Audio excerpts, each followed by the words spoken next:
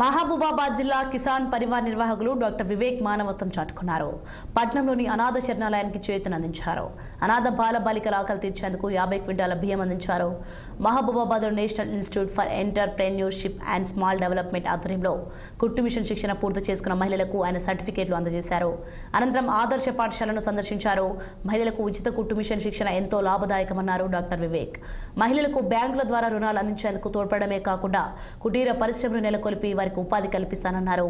ఆదర్శ పాఠశాలలో ఆధునిక హంగులు ఏర్పాటు చేసి రాష్ట్రంలోనే ఆదర్శంగా తీర్చిదిద్దామని హామీనిచ్చారు డాక్టర్ వివేక్. ఈరోజు మహబూబాబాద్లోని దైవకృప అనాథాశ్రమం అట్లాగే స్కిల్ డెవలప్మెంట్ సెంటర్ విజిట్ చేయడం జరిగింది. నేను వారం కిందటనే అనాథాశ్రమంకి విజిట్ చేసినప్పుడు వీళ్ళు చేసినటువంటి యాక్టివిటీస్ చూస్తున్నాను. మళ్ళీ నాకు భగవంతుడు ఒక అవకాశాన్ని ఇచ్చినాడు.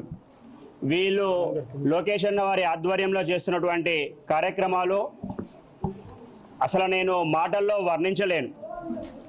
ఎవరైనా ఒకరికి చేస్తాము, ఇద్దరికి చేస్తాము, ముగ్గురికి చేస్తాము. గత 18 సంవత్సరాలుగా అహర్నిశలుగా ఇతను చేస్తున్న సేవ నిజంగా అభినందనీయం. ఇటువంటి కార్యక్రమాలలో మనల్ని భాగస్వామి అవ్వడానికి అవకాశం ఇచ్చినందుకు అతనికి నేను ప్రత్యేకంగా కృతజ్ఞతలు తెలియజేసుకుంటా ఉన్నా.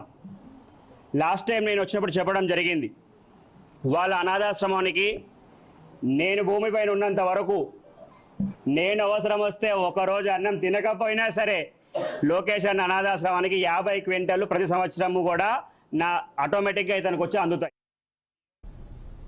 నల్గొండ జిల్లా మిర్యాలగూడ రూరల్ సిఐ సహా